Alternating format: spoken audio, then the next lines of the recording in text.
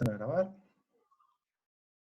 Muy buenas tardes a todos, mi nombre es Gabriel Maruca, yo soy consultor y capacitador de la editorial Elsevier para las plataformas Scopus Science Direct y el gestor de referencias Mendeley. Hoy, gracias a una propuesta que aceptaron en la biblioteca de la Universidad Nacional del Litoral con Norma, bueno, vamos a estar hablando, vamos a estar introduciendo Science Direct y Scopus, vamos a estar respondiendo las preguntas que tengan, vamos a estar viendo de qué se tratan estas plataformas. Muy buenas tardes, Norma, ¿cómo estás? Hola Gabriel, muchas gracias por la iniciativa, por convocarnos. Bueno, estamos muy expectantes para este ciclo de capacitaciones desde el CIEDER, así que bueno, acá estamos para aprender.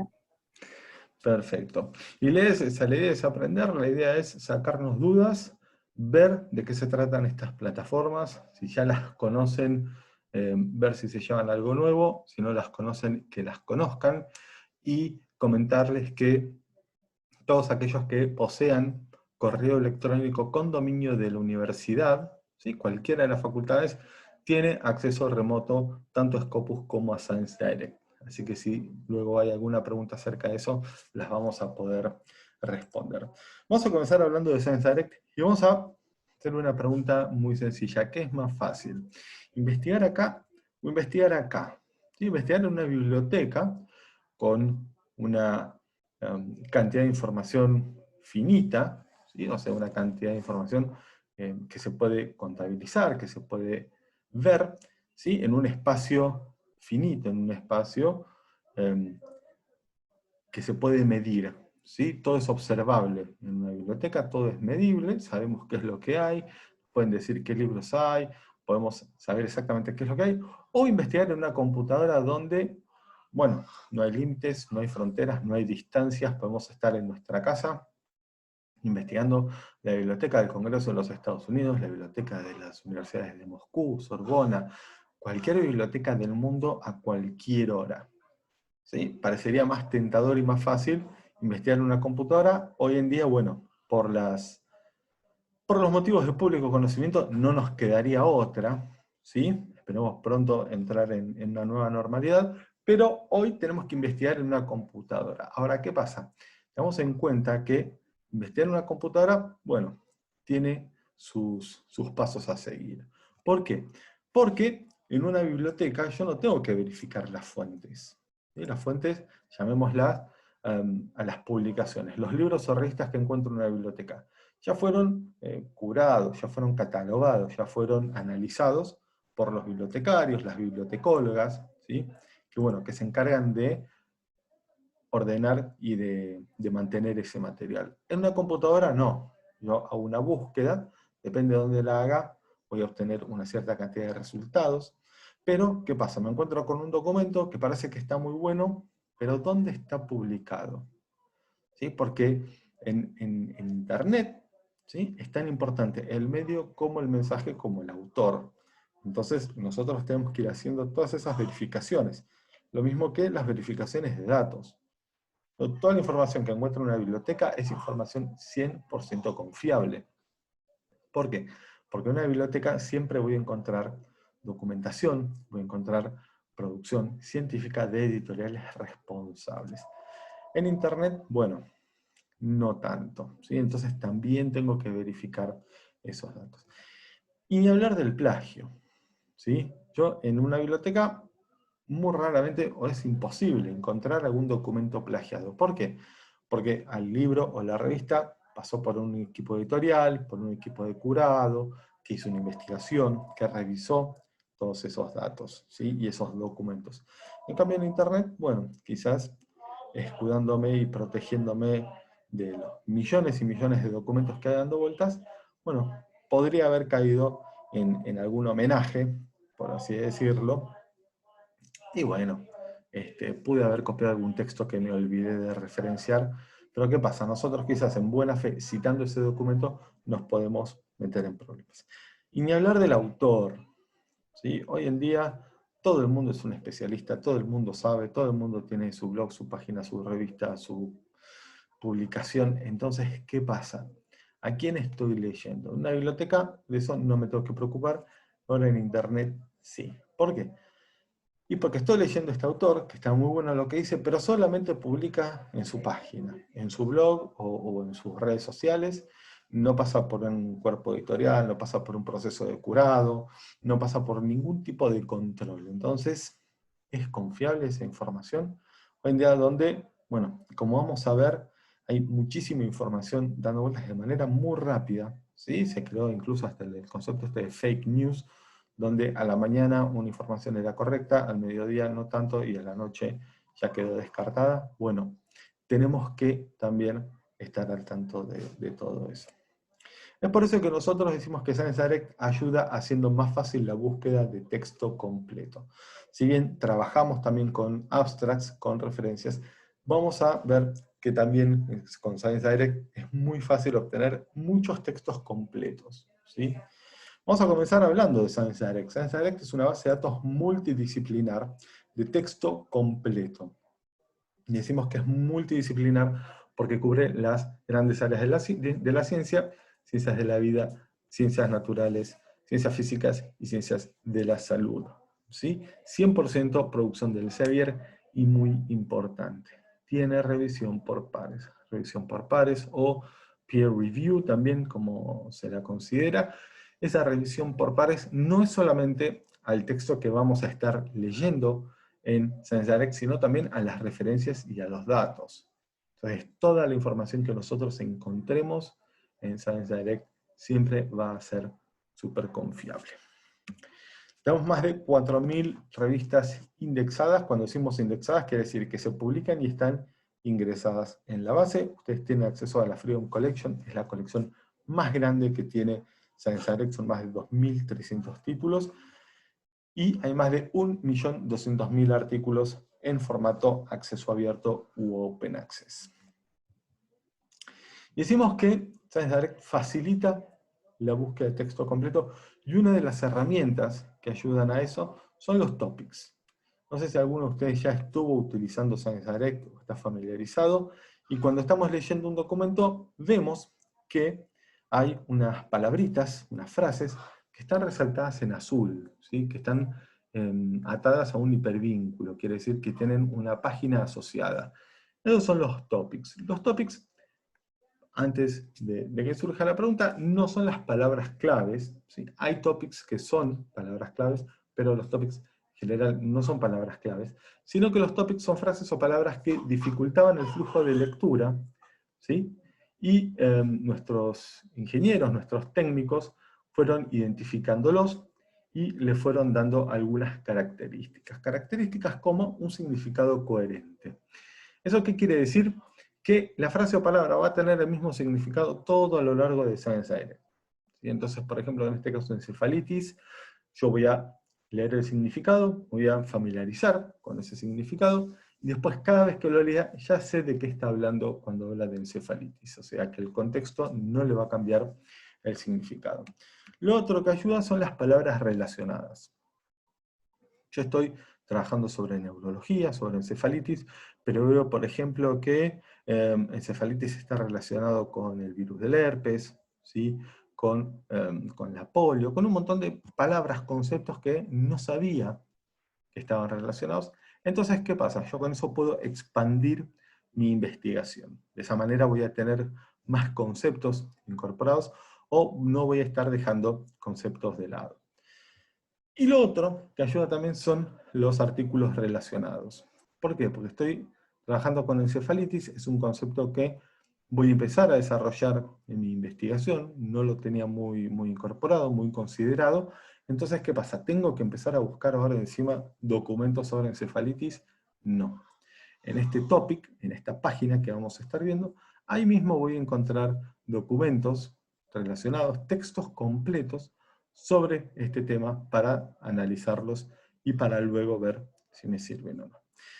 ¿Venimos bien hasta ahora? ¿Hay alguna pregunta? ¿Se entiende todo?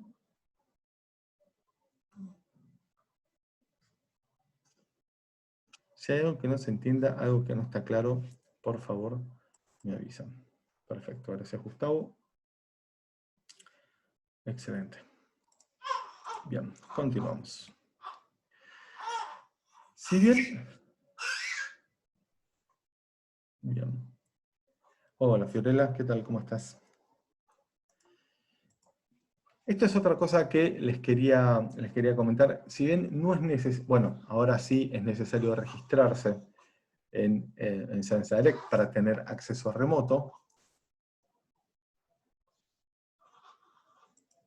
En general no es necesario. Sí lo recomendamos, ¿por qué? Porque bueno, registrándonos tenemos acceso a algunas características más que nos van a ayudar a tener una experiencia un poco más completa en cuanto a Science Direct.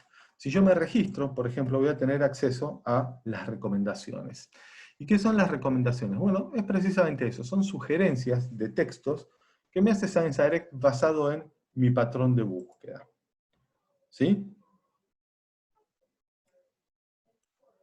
No, se está viendo la presentación, ¿verdad? Estamos viendo ahora.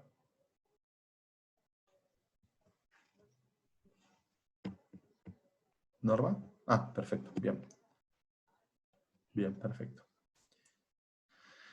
Entonces, ¿qué pasa? ¿Estas recomendaciones de dónde surgen? Surgen de mi patrón de búsqueda.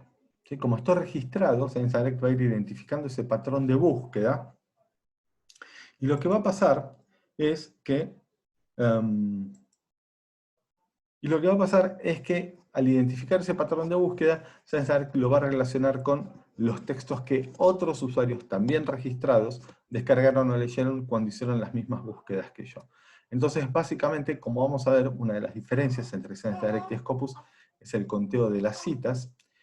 Pasa que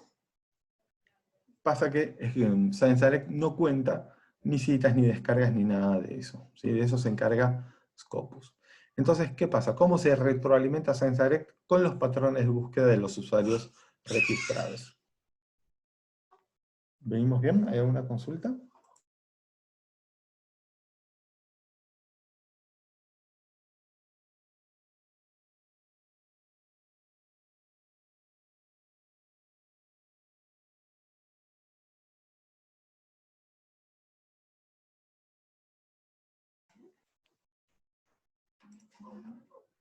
Perfecto. Entonces, ¿qué pasa? Yo me registro, ¿sí? Science Direct identifica esos patrones de búsqueda, y después lo que van a aparecer en las recomendaciones son textos que otros usuarios también registrados descargaron o leyeron cuando hicieron las mismas búsquedas que yo. Entonces, básicamente, me voy enriqueciendo con la curiosidad de otros usuarios. Lo otro que voy a tener acceso es al historial. ¿Sí? A veces pasa que tengo Science Direct abierto y tengo muchas pestañas, tengo muchos textos abiertos, y de repente se me cuelga el navegador, accidentalmente lo cierro, se me cae la conexión, se corta la luz, bueno, todas las cosas que pueden llegar a pasar en esta Argentina tan generosa. Pierdo todas esas referencias, todos esos textos que había abierto y que ahora iba a revisar. ¿Qué pasa? Como estoy registrado, ¿sí? Y tengo el historial activado, bueno, todas esas pestañas que yo tenía abiertas con textos de Science Direct van a quedar guardados. Entonces, ahora lo que vamos a ver es cómo acceder a ese historial, ¿sí? Para no perder toda esa información.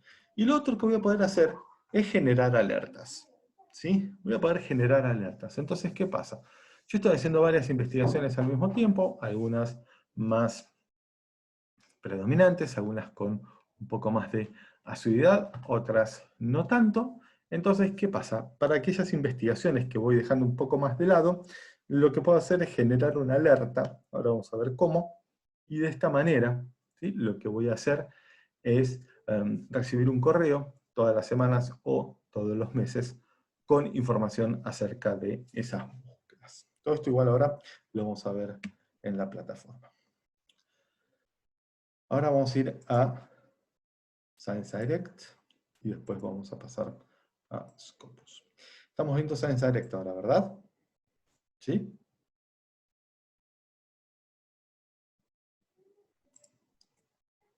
Perfecto.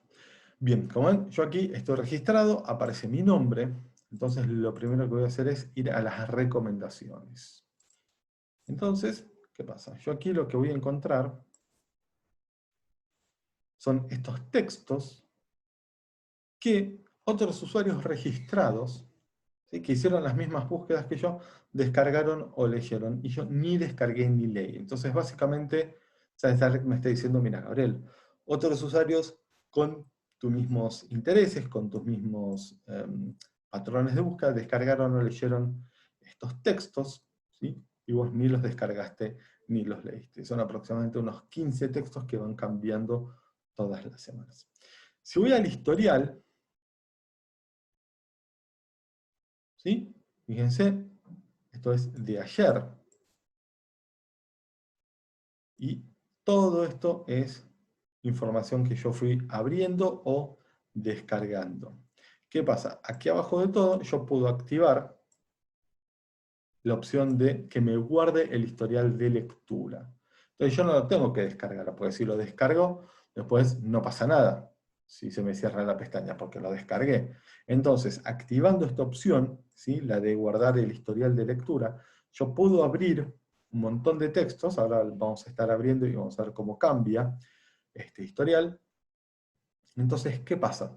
Se va a ir guardando y yo puedo acceder después a esta información sin tener que acordarme de qué año es el texto, cuál es el título de la publicación, cuál es el patrón de búsqueda, qué fue lo que busqué, etcétera, etcétera. Simplemente aquí tengo esta información. Yo lo puedo borrar completamente, ¿sí? ¿Por qué? Porque todo este historial correspondía a un trabajo que estaba haciendo, ahora voy a comenzar otro, y sí lo puedo descargar, por supuesto, en formato CSV de Excel. Entonces me va a quedar todo esto registrado.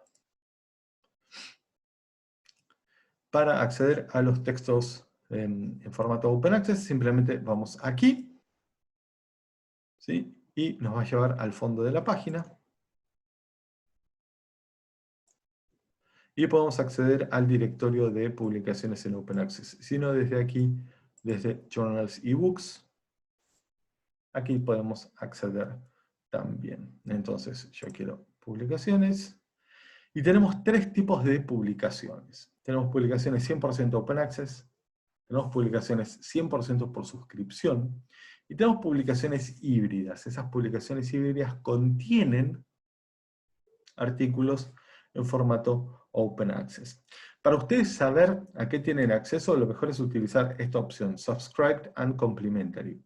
Y ahí les va a aparecer un listado de las publicaciones a las cuales ustedes tienen acceso, ya sea por suscripción o por formato Open Access. Si yo estoy fuera no estoy registrado y estoy en mi casa y quiero ver qué puedo descargar, yo puedo hacer clic aquí en Open Access y en Contiene Open Access. Entonces, por ejemplo, veo que la ASRI Prosidia es una publicación 100% de Open Access. ¿Sí? ¿Por qué? Porque aquí dice Open Access, pero Academic Pediatrics contiene documentos en Open Access. Entonces yo puedo ir viendo de esta manera publicaciones en las cuales voy a poder descargar todo, o publicaciones en las cuales voy a tener acceso a algunos documentos. Ahora, ¿de qué quiero descargar? Bueno, yo por ejemplo, acá puedo ir eligiendo el área. Entonces, por ejemplo, vamos a agricultura, y vamos a ciencia animal y zoología. Y tenemos 50 publicaciones de Open Access y con contenido Open Access. ¿Sí? Entonces, por ejemplo, todo lo que es Animal Nutrition la puedo descargar completamente, lo mismo que Aquaculture Reports, y lo mismo que Information Proceeding in Agriculture, etcétera, etcétera. Si quiero solamente lo que es Open Access, acá tengo estas 8 revistas, de vuelta, texto completo revisado por pares para poder descargar tranquilamente. ¿Venimos bien? ¿Hay alguna consulta?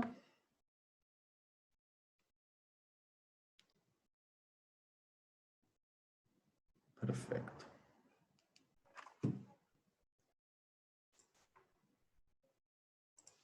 Perfecto. Vamos a hacer una búsqueda, ¿sí? La vamos a hacer en inglés.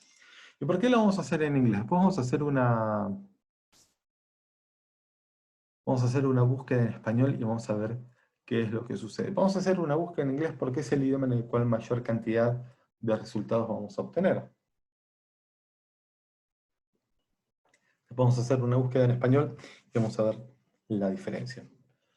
Como les decía, Yo, por ejemplo, voy a trabajar de manera regular con los anticuerpos IgG, entonces puedo generar una alerta. Aquí abajo de los resultados me aparece la opción Set Search Alert, y le puedo poner frecuencia semanal o mensual, le puedo cambiar el nombre a la alerta, ¿sí? Vamos a ver esto, yo solamente puedo ordenar por relevancia o por fecha, ¿sí? Cuando decimos relevancia, no quiere decir relevancia como lo que nosotros consideramos relevancia, sino que quiere decir simplemente el documento que más veces repite la frase o palabra que estamos buscando, ¿sí? Y fecha nos la va a ordenar por fecha. Acá hay una opción que es solamente activar el acceso a los documentos a los cuales tenemos suscripción, ¿sí? Entonces, de esa manera se facilita también el acceso al texto completo. ¿Por qué? Porque yo sé que a todo lo que voy a acceder, voy a poder acceder completamente. ¿Cuál es la diferencia entre relevancia y más citados? Bueno, Mavi, primero, acá en Science Direct no tenemos el conteo de citas, eso lo vamos a ver en Scopus. Y relevancia, en realidad, como les decía, no quiere decir relevancia de importancia, como decimos, como nos referimos en castellano, sino que relevancia hace referencia al documento que repite más veces la frase o palabra que buscamos, nada más que eso. Como he dicho acá, puedo filtrar, por ejemplo, documentos de Open Access, ¿sí? Vemos que hay muchísimos. Puedo filtrar por el tipo de publicación, el tipo de artículo, etcétera, etcétera. Vamos a abrir un documento.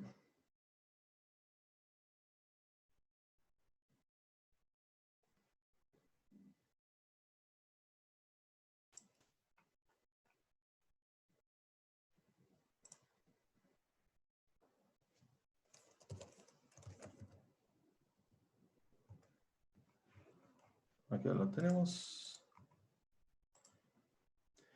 Vamos a abrir un documento y vamos a ver la cantidad de información que podemos sacar de un solo documento, ¿sí? Estoy en Science Direct, yo puedo exportar esta información a Mendeley de distintas maneras. Puedo utilizar la opción Export, en donde voy a estar exportando solamente la referencia, y lo puedo mandar a Mendeley, a RefWorks o en formato RIS, que es el de EndNote o Zotero. Y también puedo utilizar el Web Importer. El Web Importer lo instalo, ¿sí?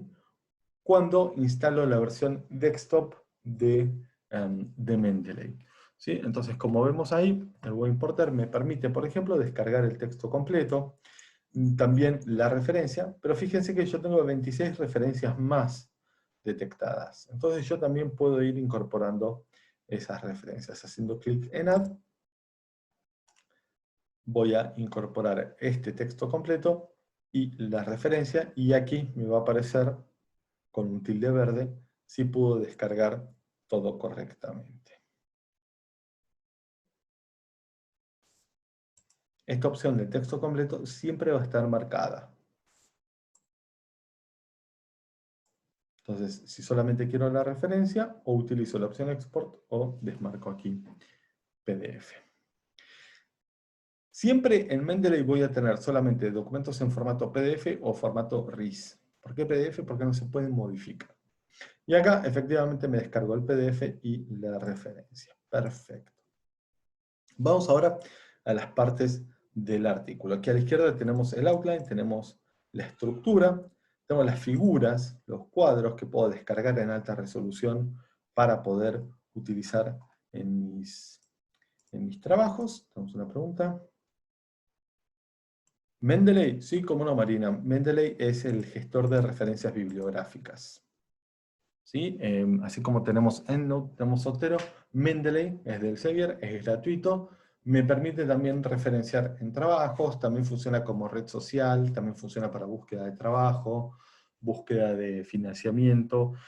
La verdad que tiene muchas funciones muy interesantes. Norma, si quieres después podemos hablar acerca de ir armando algo también sobre Mendeley, si no lo tenemos armado. Estamos en el documento propiamente dicho, tenemos el título, ¿sí? Cuando el título no está en inglés, vamos a encontrar título, abstract y palabras claves en inglés. Después vamos a hacer una búsqueda en español y vamos a ver eso, ¿Sí? Vamos a ver que título abstract y palabras claves siempre va a estar en inglés, y después lo vamos a encontrar en el idioma que eligió el autor. Aquí tenemos, por ejemplo,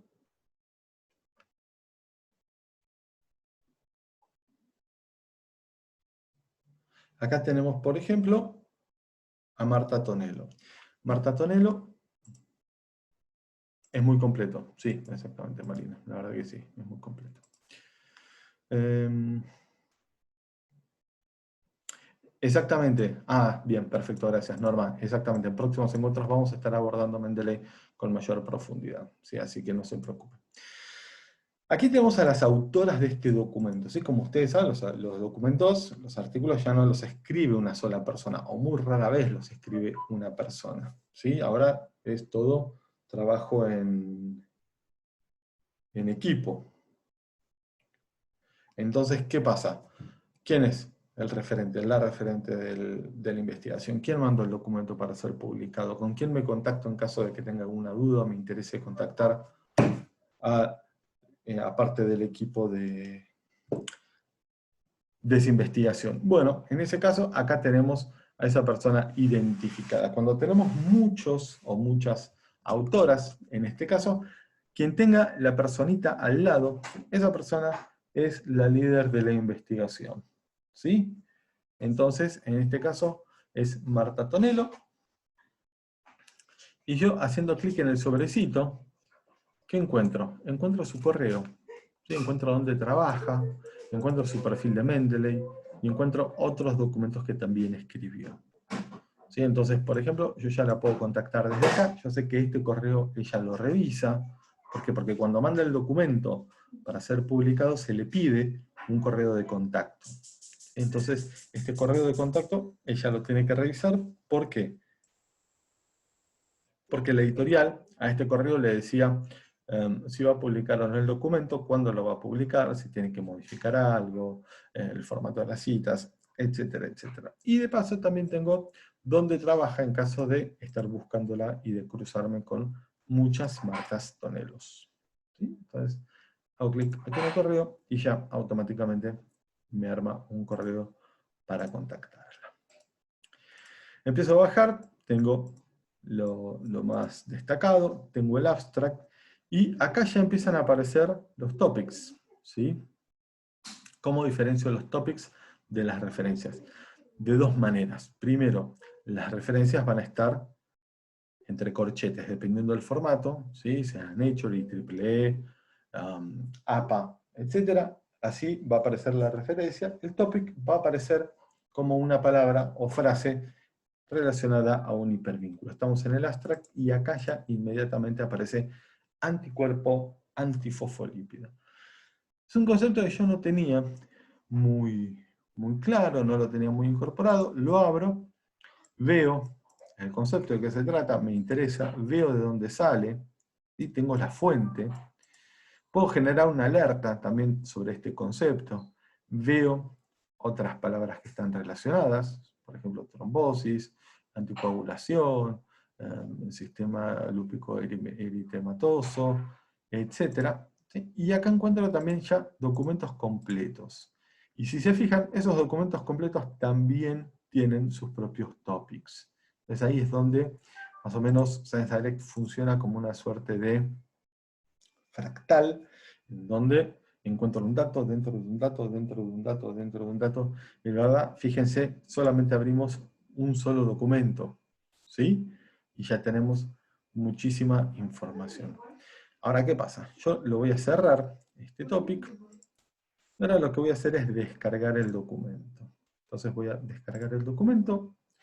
Lo que se va a abrir es un PDF, un PDF interactivo, un PDF mejorado, ¿sí? En donde lo que voy a encontrar es, por ejemplo, el correo de la autora. Voy a encontrar también las referencias. ¿Y qué pasa? Yo las referencias las voy a poder ir abriendo.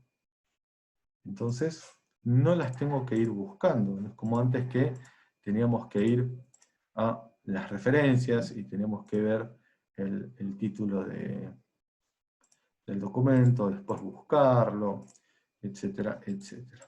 ¿Sí? Fíjense que yo simplemente voy haciendo clic en la referencia y las voy abriendo. ¿Sí? Si quiero descargar el documento, tengo que hacer clic aquí en esta flecha. Si no, voy a volver al documento original, y fíjense qué es lo que sucede. Tengo también ya documentos sugeridos. Y fíjense qué dice acá. Otros usuarios también vieron estos documentos. Van a ser siempre 6 documentos, no voy a abrirlos todos, ¿sí? Pero yo los puedo descargar también. Entonces fíjense, hicimos una búsqueda, abrimos un solo documento, abrimos este artículo, y tenemos 1, 2, 3, 4, 5, 6, 7, 8, 9, 10, 11, 12 documentos de texto completo revisados por pares, porque como les decía, no solamente el artículo que está siendo publicado es revisado por pares, sino también las referencias. Y tengo, por ejemplo, acá un documento de Wiley que lo puedo descargar con el Web Importer y lo puedo incorporar sin ningún problema. Tengo también de Reuters, esto es Wiley también. Tengo otros documentos del Sevier también para ir incorporando. ¿Sí? Ahora lo que vamos a hacer es hacer una búsqueda en español. Vamos a ver qué es lo que sucede. Vamos a hacer la misma búsqueda, pero en español.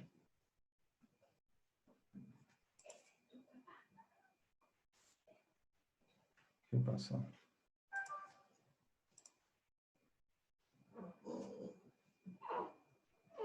A ver. Entonces tenemos una pregunta. Sobre ese PDF podemos subrayar las anotaciones y queda guardado. Sofía, hay que descargarlo, el PDF. Todo eso, sí, lo pueden hacer, por supuesto, pero lo que tienen que hacer es descargarlo y después lo pueden hacer desde su Mendeley, Zotero, EndNote o donde sea.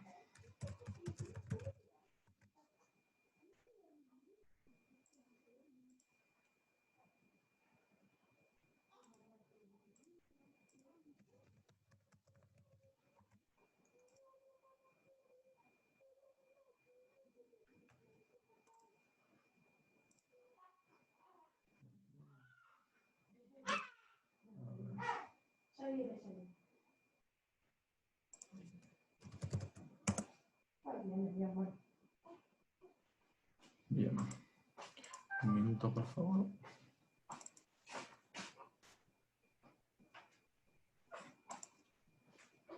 Gabriel, Sí, dime. preguntan dónde van a poder encontrar la grabación de la presentación.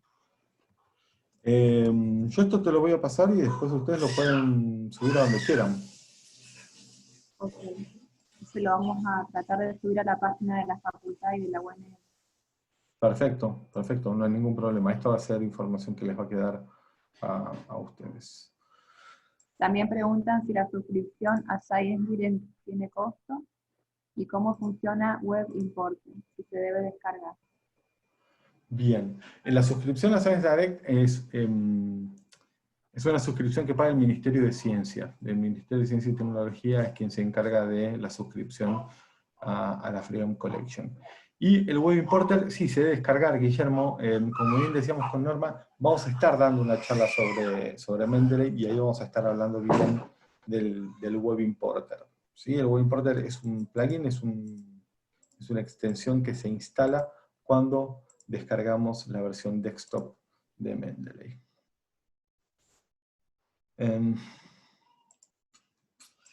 No, por favor.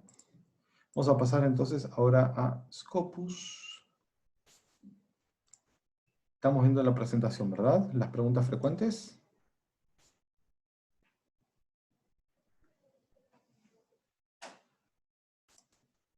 Bien.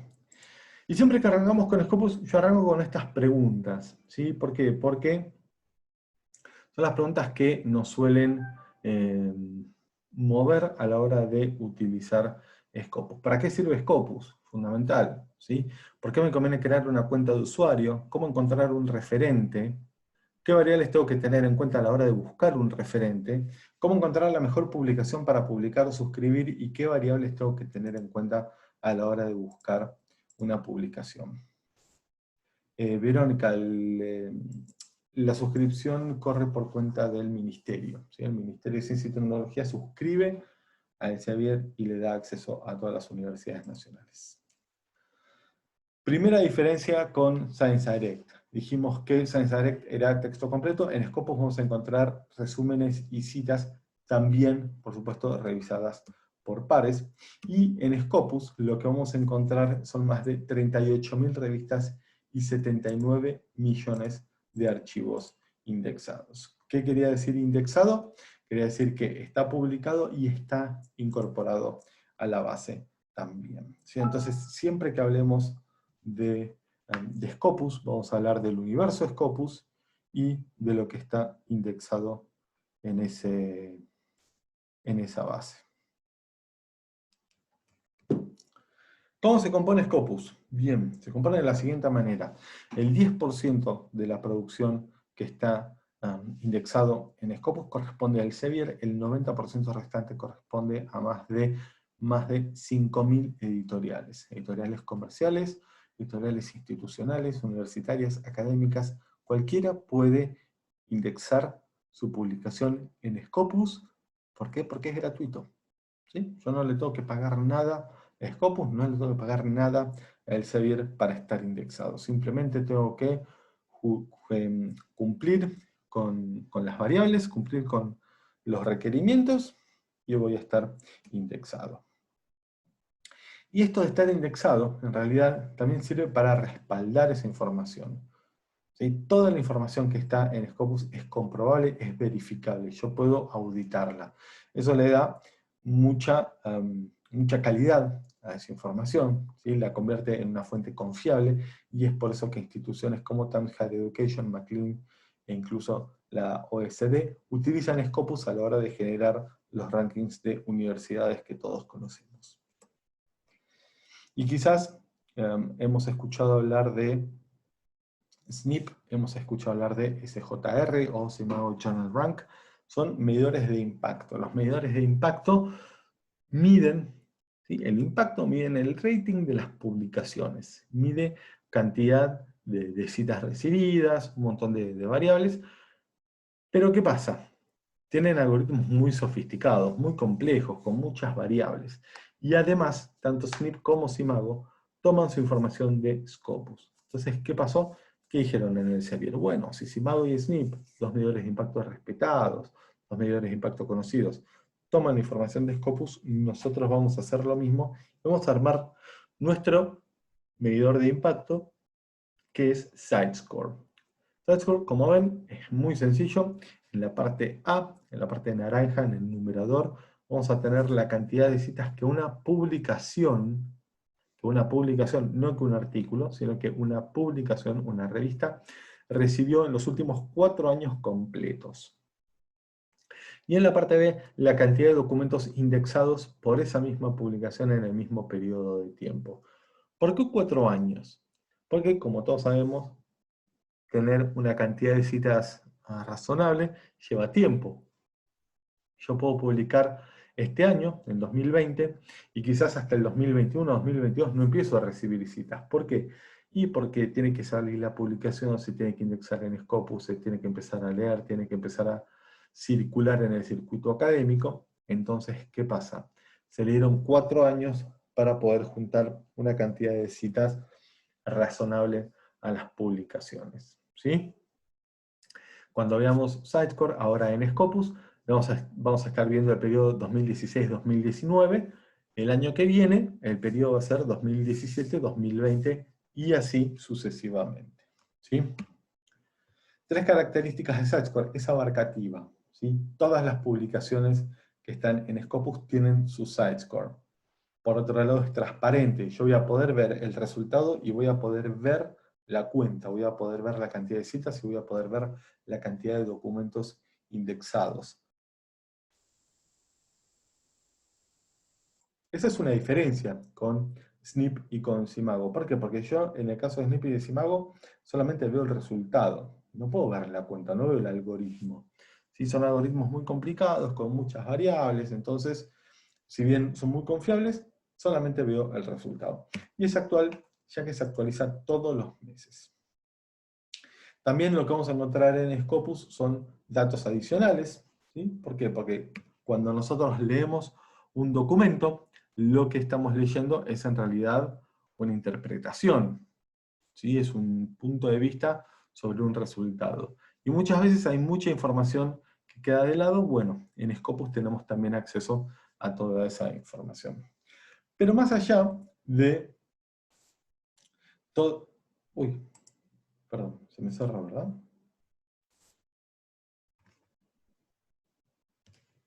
Perdón.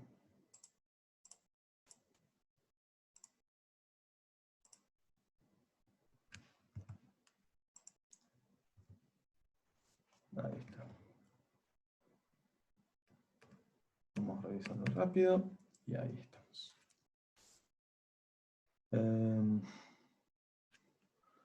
Juan Pablo. Hola. A través de Scopus puedo generar métricas acerca de la cantidad de documentos producidos en torno a temática. Sí, por supuesto.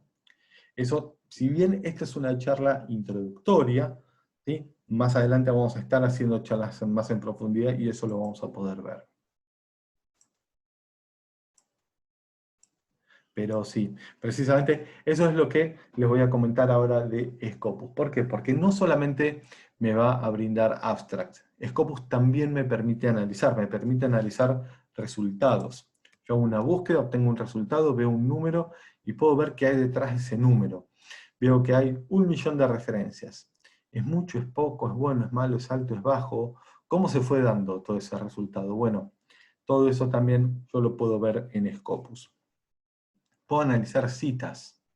¿Sí? Yo soy un investigador que está indexado en Scopus, tengo mis documentos, empiezo a analizar citas, hablo con Norma y le digo, Norma, mirá, me estoy fijando que estos documentos que hemos publicado y están indexados en Scopus están siendo citados en la Universidad Autónoma de México, en la Universidad de San Pablo, en la Universidad Católica de Chile, en universidades regionales o internacionales o mismo de Europa.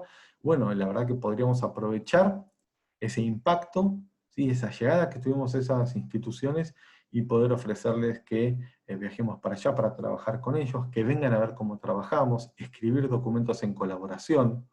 Entonces, de esa manera también la presentación se hace con un respaldo, ¿sí? No sería una presentación, como se dice en ventas, en frío, sino que con un respaldo. Nos presentamos como el investigador y la jefa de bibliotecas de la universidad donde ustedes citaron este documento tantas veces o publicaron en tantas publicaciones, etcétera, etcétera. Siempre vamos a tener ese respaldo y vamos a saber también exactamente qué puerta golpear. ¿Por qué? Porque vamos a saber quién nos citó. Entonces vemos que, por ejemplo, esa persona es el director de investigación de una universidad o el decano de una facultad. Entonces vamos a saber exactamente con quién hablar. Lo mismo el perfil de autor. ¿Sí? Vamos a estar viendo esto muy, muy rápidamente. Vamos a hacer una búsqueda. ¿Sí? Y vamos a estar viendo qué variables tener en cuenta a la hora de considerar un autor o autora un referente en un tema hoy, en un mundo en el que todo el mundo es un especialista y todo el mundo sabe tanto. Y también se pueden comparar publicaciones. ¿Sí? Esto también lo vamos a ver muy rápidamente. Pero, ¿qué pasa? Yo lo que puedo hacer es analizar qué publicaciones están en Scopus y qué publicaciones me convienen, ¿sí? A la hora de elegir para publicar un artículo. Lo último que les quería mencionar era ORCID. No sé si escucharon hablar de ORCID u ORCID. Quiere decir Open Researcher Contributor ID. Resultaba que los libros tenían su código de identificación, las revistas tienen su código de identificación, ahora hasta los artículos tienen su código de identificación. ¿Quiénes no lo tenían? Los investigadores. ¿Y a quiénes les cambia el nombre? A los investigadores. Yo soy Gabriel Maruca, pero puedo ser Maruca Gabriel, G Maruca, Maruca G, GMMG. Mi nombre puede tener diferentes variables dependiendo de cómo es que la editorial no me encle o me pida que ponga mis datos. Entonces, ¿qué pasa? Si yo quiero, por ejemplo, tener plena visibilidad de mis artículos, cada vez que busque en Scopus tengo que poner todas esas variables, ¿sí? Entonces, ¿qué pasó? Se juntaron un grupo de científicos, de investigadores, y crearon ORCID, y básicamente es esto. Es una especie de DNI académico. ¿Sí? Es un número, un identificador digital persistente. Quiere decir que es un número único para cada investigador, y ese es el número de identificación frente a todos los demás. Entonces no importa el nombre que ponga, incluso hasta lo pueden escribir mal, que si yo pongo mi ORCID, ese documento va a estar asociado a mí. De esa manera evito tener que hacer una búsqueda más exhaustiva de mis trabajos. ¿Se entendió? ¿Tenemos alguna consulta?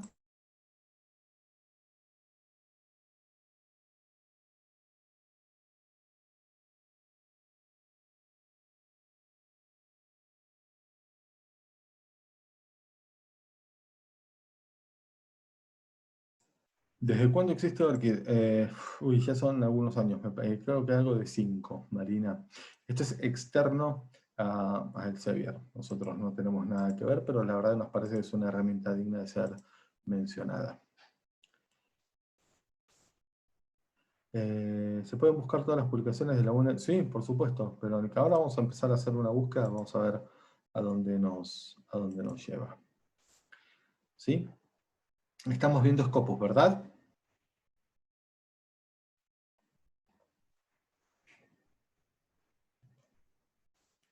¿Sí? Perfecto. Bien. ¿Cómo se genera el ORCID de cada autor? Buena pregunta, Guillermo. Es meterse en orchid.org. Vamos a ingresar ahora. Es ingresar en orchid.org. Ahí les dejo la dirección en el chat. Se registran y listo. ¿Sí? Yo estoy registrado con mi correo personal. Pueden usar el correo personal, pueden utilizar el correo institucional, y a partir de ahí se les va a generar su ORCID automáticamente. ¿Sí? Entonces, yo ya lo tengo, aquí lo tengo, es este. ¿Sí? Entonces, ¿qué pasa? Lo que voy a hacer es, cada vez que vaya a publicar algo, bueno, lo voy a ir asociando a mi ORCID.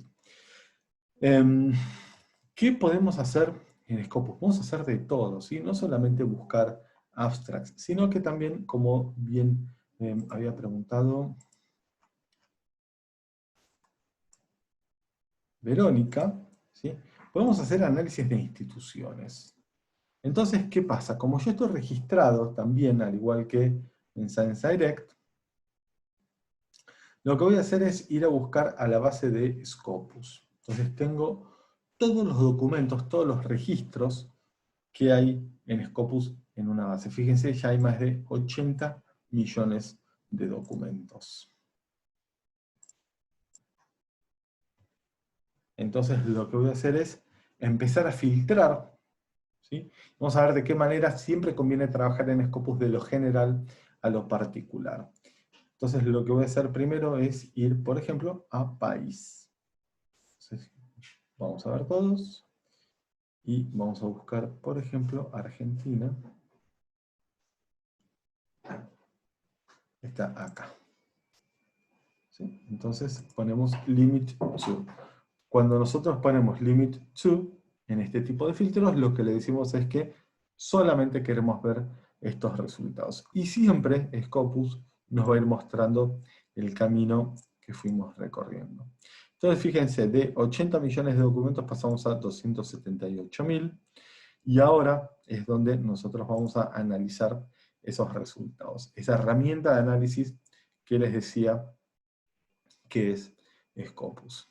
¿Sí? Entonces voy a estar analizando, por ejemplo, la producción científica de Argentina, que arranca en 1849, fíjense, llega a su pico en 2018 y llega hasta el 2021. Pero ¿qué pasa? Queríamos ver los de una institución en particular. Entonces vamos a ir a los documentos por afiliación. Entonces empiezo a buscar y fíjense, Universidad Nacional del Litoral, está en el top 10. ¿Sí? Entonces voy a hacer clic en el resultado, porque si hago clic en la institución, me va a llevar a la página de la institución. Yo quiero ver los documentos. Y de vuelta, ahora tenemos 7500. Fíjense el camino que fuimos recorriendo. Vamos a analizar de vuelta esos resultados. Y ahora sí, yo empiezo a trabajar pura y exclusivamente con los documentos de la Universidad Nacional del Litoral. Su dato más antiguo data de 1928. Estamos hablando de casi 100 años de información. Y este gráfico es interesante porque nos va mostrando cómo fue avanzando, no la producción científica per se, ¿sí?, sino cómo fue avanzando la indexación de documentos de la universidad. En 1928 tenemos 2 documentos indexados, en 1943, vamos subiendo, 2006, teniendo un pico en 2019. ¿Sí? 2018, 2019, casi con la misma cantidad. Y en lo que va de 2020, ya van 446 documentos y ya tiene 6 documentos para el año que viene. Ahora, ¿qué pasa? Yo quiero encontrar referentes de la Universidad Nacional del Litoral, pero referentes basados en información de Scopus. ¿Sí? Todos ustedes deben conocer referentes en distintas áreas. El tema es, ¿qué pasa cuando le preguntan a uno, bueno, pero ¿por qué es un referente? Y no, bueno, es un referente porque, bueno, es re buen profe y estás un montón y nada, no. Entonces, nosotros, hay distintos tipos de liderazgos, ¿no? Están los liderazgos más, más del tipo profesional, están también los que son más carismáticos. Entonces, ¿qué pasa? Nosotros, a través de Scopus, podemos encontrar referentes y podemos demostrar que esta investigadora es un referente. Vemos que, por ejemplo, está bastante repartida la producción de la UNL en todo lo que es agricultura, química, ingeniería química, y podemos agregar también bioquímica e ingeniería, ¿sí? Va a haber otras instituciones donde vemos que, por ejemplo, no sé, el 25% es medicina o el 25% es agricultura y todo lo demás son porciones muy pequeñas. Acá no, acá vemos bien definidas las porciones. Entonces vamos a, por ejemplo, química. Vamos a química, tenemos 1916 documentos, siempre viendo el recorrido. Vamos a analizar los resultados y acá sí vamos a ver quién sería un referente.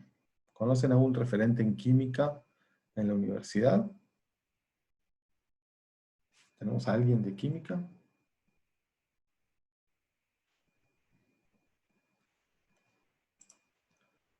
Héctor Goicoechea, dice Gustavo. Vamos a ver si tiene razón. Bueno, punto para Guillermo. ¿Sí? ¿Por qué? Porque tenemos a Héctor Goicoechea como el autor. Ahora vamos a buscar a Horacio Beldoménico. Tenemos a Horacio Goicoechea como el autor con mayor cantidad de documentos indexados en química en la Universidad Nacional del Litoral. Ahora, ¿qué pasa? Vamos a confirmar si es un referente o no. ¿Por qué? Porque lo que vamos a ver ahora es que no solamente nos tenemos que guiar por este numerito, ¿sí? Vamos a analizar 4 variables en las cuales podemos ir definiendo un referente en un área. La primera, por supuesto, sí es producción. Por supuesto que cualquier referente tiene que tener producción. Eso no se discute. Ahora, ¿qué pasa? No solamente tiene que tener producción, sino que también tiene que tener citas. Yo tengo que escribir y a los demás le tienen que interesar. Pues si yo tengo 500 documentos indexados y tengo 24 citas, a nadie le importa. ¿Sí? Entonces, en este caso tenemos, y esta es otra cosa que va a suceder siempre, acá estamos hablando de química, vemos que Goicoechea tiene 139 documentos, pero fíjense que el total son 204, porque nosotros acá estamos viendo una sola de las áreas en las que él escribe, fíjense en todas las áreas en las que escribe. Es por eso que acá tiene 139, 140 documentos, y acá 204. ¿Por qué? Porque el resto los escribió en estas áreas. Pero vemos que tiene una producción importante y tiene una cantidad importante de citas. ¿Sí? Tiene más de 5.500 citas, y esto es el dato que también nos interesa, el H-index o índice H, que siempre nos ayuda un poco a desempatar. ¿Por qué? Porque podemos encontrarnos con dos autores con números muy similares. Uno va a tener H-index de 40 y el otro va a tener H-index de 8. ¿Sí? Entonces ahí es donde el H-index, si bien no es el dato más importante, es muy importante, porque básicamente nos dice cómo se dividen o cómo es que se reparten las citas. ¿Sí? Yo puedo tener 500 documentos indexados, puedo tener 25.000 citas y tengo un H-index de 3. ¿Por qué? Porque de mis 500 documentos solamente 3 generaron impacto. Entonces, si uno veía mi producción y mis citas, me decía, bueno, este hombre es definitivamente un referente. Y cuando vemos el H-index, solamente 3 de mis documentos generaron impacto. ¿Sí? Entonces, el H-index nos ayuda a ver ese dato. ¿Cómo se compone el H-index? ¿Cómo llegamos al H-index? ¿Cómo se genera el H-index? El H-index no se mide, no se calcula, es simplemente un proceso de observación. En esta lista tenemos los documentos indexados por Héctor Goicoechea en Scopus. En esta otra columna tenemos la cantidad de citas en publicaciones indexadas en Scopus que recibió cada uno de esos documentos. ¿Sí? Ahora vamos a explicar esto. Es bastante confuso. Si no queda claro, por favor, me avisan y lo repito la cantidad de veces que sea necesario. Entonces, tenemos en una columna los documentos, en otra columna la cantidad de citas en publicaciones indexadas en Scopus. ¿Por qué tenemos H-index de 40? ¿Cómo llegamos a ese número? Porque empezamos a bajar y lo que vamos a observar es qué documento tiene la misma cantidad de citas o más que su posición en la lista. Eso es lo que nos va a definir el H-index.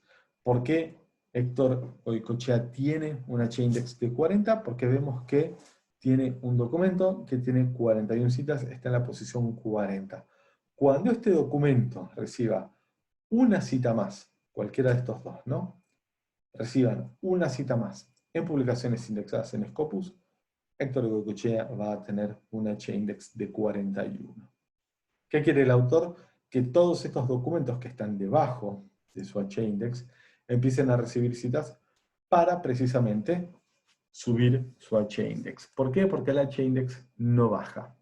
Dos características del H-index: no baja y está atado a la cantidad de documentos que tengo indexados en Scopus. ¿Sí? Si yo tengo 10 documentos indexados, puedo aspirar a un H-index de 10. Si tengo 500, puedo aspirar a un H-index de 500. ¿Sí? Pero como verán, es bastante caprichoso. ¿Por qué? Porque este autor tiene más de 5.000 citas y sin embargo alcanzó un H-index de 40. ¿Por qué? Por cómo se reparten las citas de sus documentos. ¿Se entendió H-index? ¿Quedó claro? ¿Los confundí?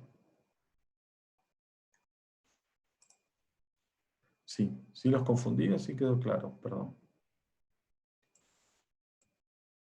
¿Quedó claro? Bueno, buenísimo, gracias Fiorella, Verónica, Gustavo. No es muy difícil de entender si uno lo tiene enfrente al dato. ¿Sí? Perfecto, gracias Marina, Verónica. Es un concepto interesante a conocer, ¿sí? ¿Por qué? Porque quizás el día de mañana nos dicen, bueno, necesito que hagas un trabajo, pero solamente citar referentes o investigadores con H-index de 20, 30 o más. Oye, ¿qué es el H-index? ¿Cómo lo encuentro? ¿Cómo se mide? ¿Cómo se calcula? ¿Dónde está? Bueno, etcétera. Bueno, ahora ya lo sabemos. Ahora, ¿qué pasa? Dijimos en un principio que íbamos a medir 4 variables. ¿Sí? Esas 4 variables son producción, citas, H-index, y queda la última, que es la más importante, y es la primera que tenemos que aplicar siempre, que es la variable tiempo. Nosotros acá estamos analizando desde 1928 ¿sí? Tenemos a Héctor Goicoechea, que es un referente, pero no sabemos si se retiró, si sigue o qué. Yo personalmente no lo conozco. Entonces, siempre lo primero que tengo que hacer es elegir el periodo de tiempo a investigar, a estudiar. ¿Para qué? Para saber que estoy contando con información actual. Está activo, dice Gustavo. Bueno, muchas gracias. Entonces, siempre elijo un periodo de entre 15 y 20 años. ¿Por qué? Porque yo puedo elegir un periodo de 5 años, ¿sí? Tendré información súper actualizada. ¿El tema cuál es? En un periodo de 5 años, si yo tengo que esperar, por ejemplo, 1 año y medio o 2 para publicar un documento, voy a estar viendo, por ejemplo, muy poca producción de mis referentes, de mis investigadores, ¿sí? Entonces, siempre elijo un periodo de 15 a 20 años en el cual un autor, una autora puede publicar sus documentos, puede publicar varios, puede empezar a juntar un poco más de números a su favor. Entonces, vamos a marcar los últimos 20 años. Vamos a ver este número 1916, cómo cambia, y esta lista si cambia o no. Fíjense, fíjense qué buen dato. ¿Por qué? Porque teníamos 1916 documentos en casi 100 años. ¿Sí? En los últimos 20 años se indexaron 1547. ¿Sí? ¿Qué quiere decir? Que más o menos un 20%, ¿sí? Un 20-25% de los documentos que están indexados se indexaron en los 80 años anteriores. En los últimos 20 años se produjo el 80% de lo que está indexado. Este es un muy buen dato, ¿sí? ¿Por qué? Porque distinto sería que tener 1900 documentos en 100 años, ver los últimos 20 años y ver que en los últimos 20 años se indexaron 40 documentos. ¿Sí? Eso hablaría de que la institución, bueno, no está produciendo tanto, no está indexando, etc. Al revés de lo que está sucediendo acá. Esta es una muy buena tendencia. Y vemos también Goicoechea, ¿sí? Tenía 139 documentos entre 1928 y 2021. Fíjense cuántos tiene en los últimos 20 años. ¿Sí? 120. Estamos hablando de 6 documentos por año, más o menos, muy buen promedio de documentos indexados por autor. Y fíjense, segundo estaba, creo que Casano, ahora pasó Alfano, ¿sí? Y teníamos a Beldomenico, que lo podemos buscar también después.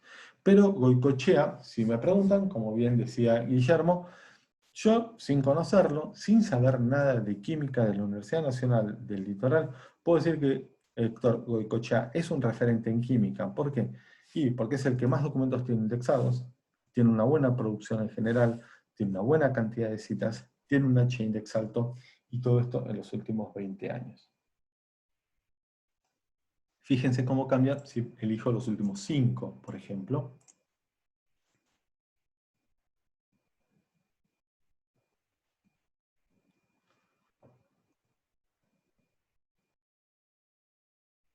¿Sí?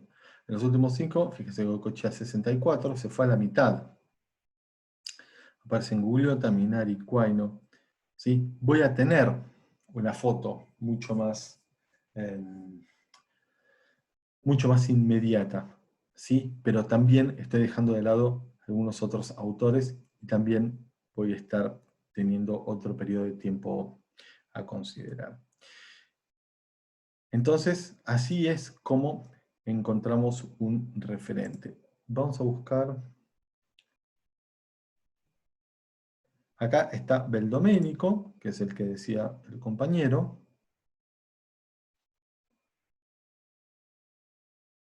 Pablo Beldomenico, ¿sí? 99 documentos, 1800 citas, 20 de H-index, y yo puedo ver acá, por ejemplo, en qué temas publicaba. Entonces veo que publica mucho en agricultura.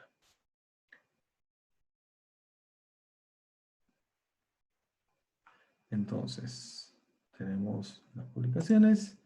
Si hubiésemos ido a agricultura, ahí sí quizás aparecía Beldomenico.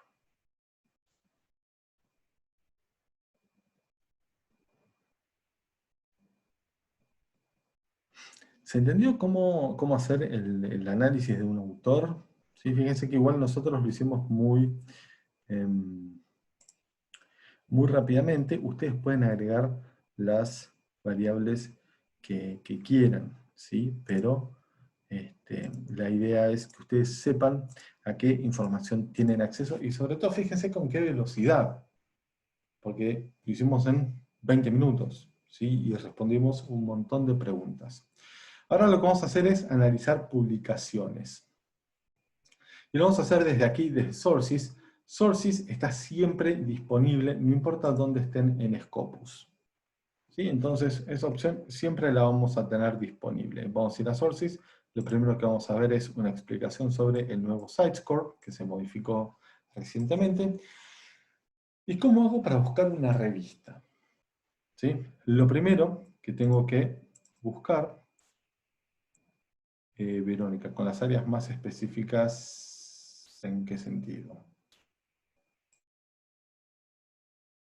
Se puede ir haciendo más específica la búsqueda, eso lo vamos a ver en otras charlas, esta es una charla inicial.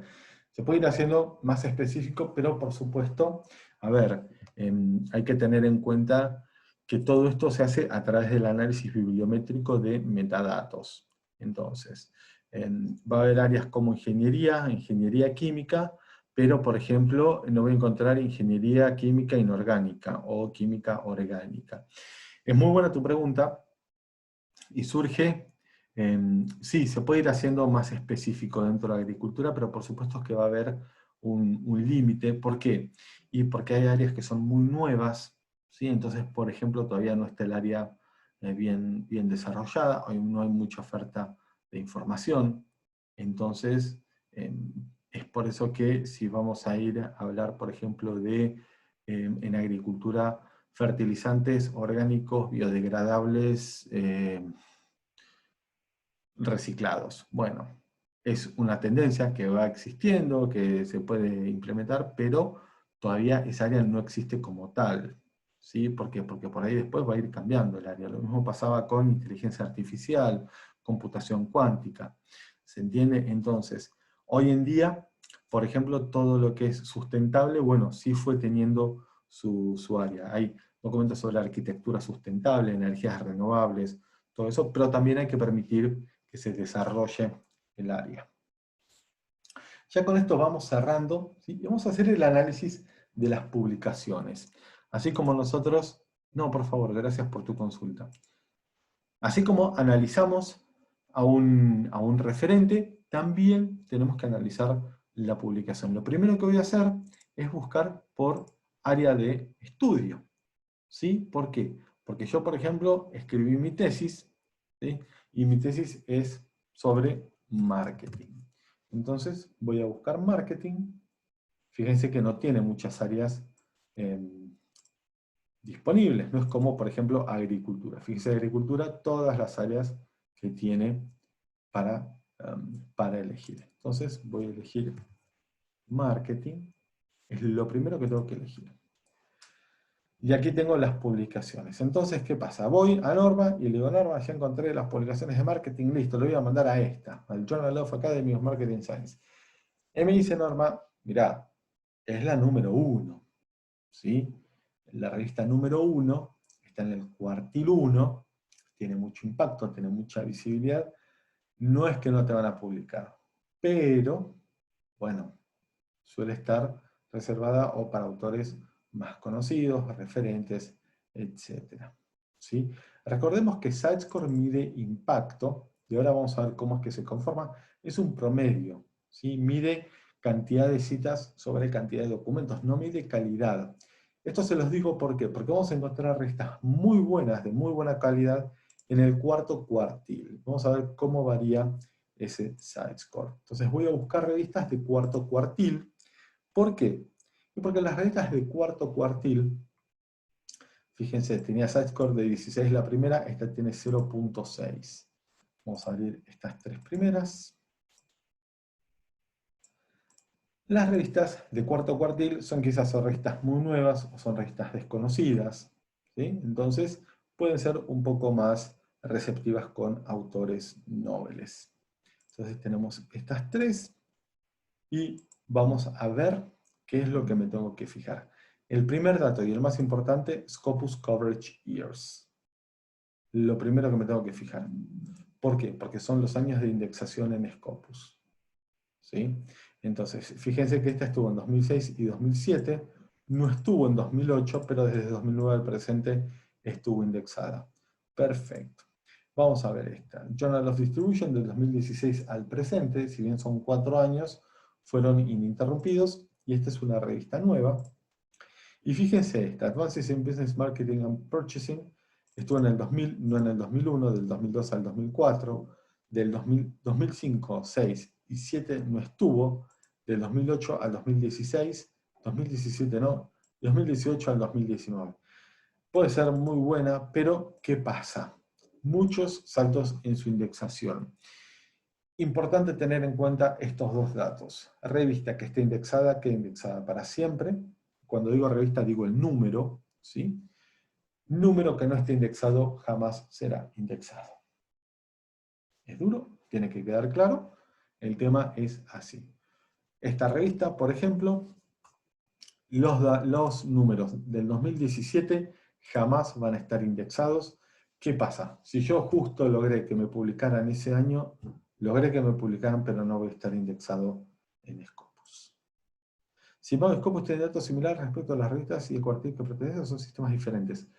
Buena pregunta, Juan Pablo. La explicación es un poco más larga, pero en resumen, si bien Simago y Scopus toman la información de la misma base, ¿qué pasa? La base de Simago es sobre 24.000 revistas y la base de Scopus es sobre 38.000. Entonces va a pasar que revistas que están en el cuartil 1 en Simago no lo están en Scopus. ¿Sí? ¿Por qué? Porque tengo una base más grande. Entonces al tener una base más grande yo compito con más revistas. En otras charlas donde hablamos más en profundidad de Scopus, te voy a ahondar un poco más en la respuesta, pero básicamente depende de eso, de la base en la cual nosotros trabajamos. ¿Sí? Es básicamente como una tabla de fútbol. ¿Sí? O sea, yo puedo ser el primero en una liga de 10, pero si voy a la liga de 20 voy a estar cuarto, quinto, sexto, dependiendo. ¿Sí? No, por favor. Entonces, esta revista, y yo la eliminaría. ¿Por qué? Porque tiene muchos saltos muy recientes y, ¿qué pasa? Si la elijo, puede ser que cuando me publique no esté indexada. Entonces vamos a trabajar con estas dos. Ya me fijé en los años de indexación, lo otro que me voy a fijar es que tenga site-score. No me importa que sea de 0.6. Acá lo veo. 0.6 básicamente quiere decir que cada artículo en esta revista recibió media cita. Así como lo escuchan, cada documento recibió media cita. ¿Es bueno o es malo? A mí no me interesa, yo estoy empezando. ¿Sí? Entonces, eso es algo que tengo que tener en cuenta. Pero por lo menos esta revista está recibiendo citas. Y si me publica, voy a estar indexado en Scopus. Lo otro que me tengo que fijar son, vamos a una consulta. Claro, Marina, es un promedio. ¿Sí? Entonces, ¿cómo obtengo este 0.6 dividiendo 8 sobre 13? 8 dividido 13, 0.6. ¿Sí? Es por eso que les digo que en realidad SciScore es un promedio. ¿Sí? Esta revista tiene 13 documentos indexados en 4 años, muy poco. Fíjense que apenas no son ni 3 documentos por año, y recibió 8 citas. Estas 8 citas, si él las recibió en la publicación, por ejemplo, las pudo haber recibido un solo documento. Un solo artículo pudo haber recibido las 8 citas, pero esas 8 citas, entre comillas, se reparten con todos los documentos. Fíjense en 2020 cómo cambia, que lo duplica. Si bien publicó la misma cantidad de documentos, duplicó la cantidad de citas. Entonces, para el año que viene, va a tener un site-score de 1.3.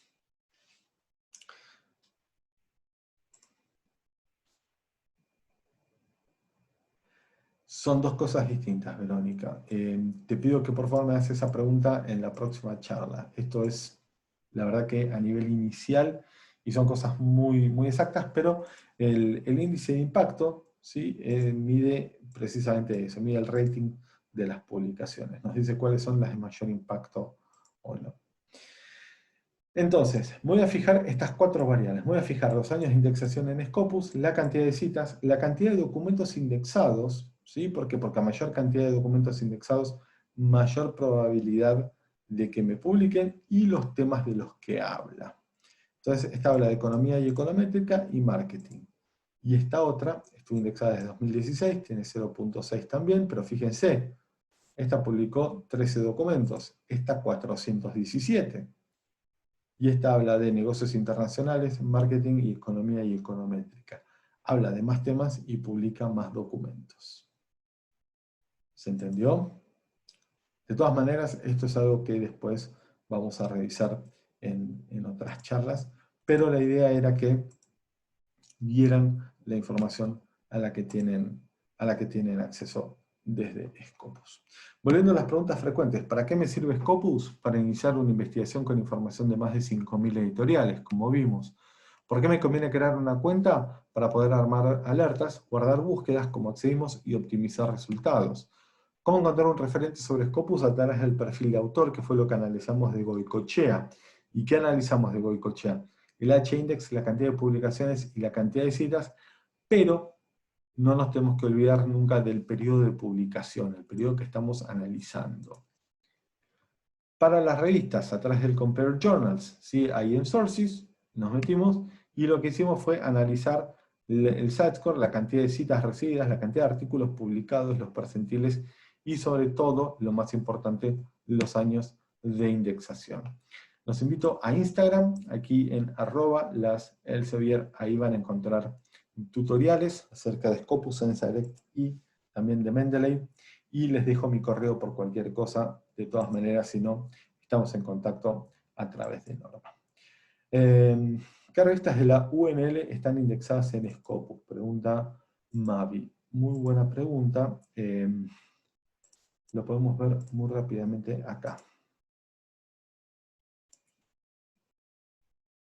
Muchas gracias, Verónica. Para saber eso, Mavi, te invito a que te metas a Scopus y descargues esto, el Scopus Source List. Descárguenlo con los títulos y las métricas. La verdad que es un Excel, es muy pesado, pero es muy interesante, y ahí van a poder analizar cuántas revistas tiene Argentina, cuántas Chile, Brasil, las instituciones, en qué idioma se publican, los temas que tratan, etcétera, etcétera. ¿Sí? Ahí lo van a poder ver bien en profundidad. Muchas gracias, Jonicelia. La verdad que ahí sí van a encontrar mucha información. Perfecto, Norma. Sí, por favor, pasarles los próximos encuentros. Quedan en contacto con Norma, ¿sí? Yo, bueno, justo ahora, acá tenemos. Tenemos la próxima, 29 de septiembre, Mendeley, cómo usar el gestor. Ahí vamos a estar hablando de Mendeley, cómo utilizarlo, ¿sí? Las distintas versiones que tiene. El 6 de octubre, cómo alimentarlo, ¿sí? Nosotros el 29 lo vamos a ver pura y exclusivamente el gestor. El 6 vamos a ver cómo alimentarlo desde Scopus y desde SensaDirect. Y el 13 es así, les pido que si la pueden difundir, es súper interesante. Scopus para investigadores. Entonces vamos a estar haciendo todo lo que hicimos hoy, pero de manera mucho más intensiva. ¿Sí? Vamos a estar viendo bien en profundidad un análisis, no sobre una institución, sino sobre una temática. Vamos a buscar referentes a nivel internacional, nacional, institucional, etc. Muchas gracias, Norma, por la oportunidad, y como bien decís, muchas gracias a todos por participar. Voy a terminar. Muchas gracias, Fiorella. Por nada, un placer. Ahora, no, Verónica, va a haber un link para cada una. ¿Sí? En la invitación está el link para poder registrarse y para poder participar. Ahora vamos a estar dando finalización y... perfecto, gracias, Norma, por la difusión. Vamos a terminar la charla y te voy a estar pasando el video y la presentación. Muchísimas gracias a todos y que tengan unas muy buenas tardes.